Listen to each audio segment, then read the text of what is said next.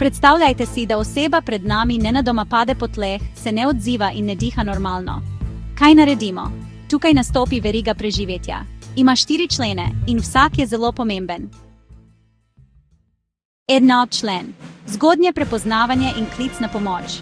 Najprej preverim, ali je oseba pri zavesti. Glasno jo pokličem: halo, ali me slišite? Če se ne odziva, preverim dihanje. Glavo rahlo nagnem nazaj, opazujem prsi, poslušam dih, čutim zrak. Če normalnega dihanja ni, takoj pokličem 112. Rečem, imam nezavestno osebo, ki ne diha, potrebujem reševalce. Takoj poskrbim, da je pomoč na poti. 2. člen. Zgodnja temeljna reanimacija, TPO. Ko pokličem pomoč, ne smem čakati. Začnem s stiski prsnega koša. Roke položim na sredino prsnega koša, prepletem prste, roki stegnem in močno pritisnem navzdol. Vsaj 5 cm globoko, približno 100-120 krat na minuto. Če znam in si upam, lahko dodam umetno dihanje, 30 stisov, 2 vpiha. Če pa ne, je dovolj že samo stiskanje prsnega koša. To ohranja kri, da kroži in nosi kisik v možgane. 3. člen. Zgodnja defibrilacija. Če je v bližini defibrilator, na šoli, v trgovini, na javnem mestu, ga čim prej prinesemo.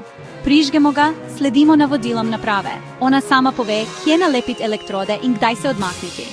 Defibrilator lahko s svojim električnim sunkom ponovno zažene srce. Vsaka minuta, ko ga ne uporabimo, zmanjša možnost preživetja za približno 10%. 4. člen. Napredna medicinska pomoč. Ko pridejo reševalci, prevzamejo nadaljnjo oskrbo. Intubacija, zdravila, transport v bolnišnico. Toda, brez naših prvih 3 členov je lahko prepozno. Reševalci pridejo po nekaj minutah, mi pa smo tam že od prve sekunde. Torej, kaj smo se naučili? Če nekdo pade pred nami in ne diha, najprej pokličem 112. Nato začnem s stiski prsnega koša. Če je defibrilator blizu, ga takoj uporabim. Nato pa prepustim nadaljnjo oskrbo reševalcem.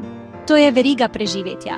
Če vsak člen opravimo pravilno in hitro, lahko človeka obdržimo pri življenju do prihoda strokovne pomoči.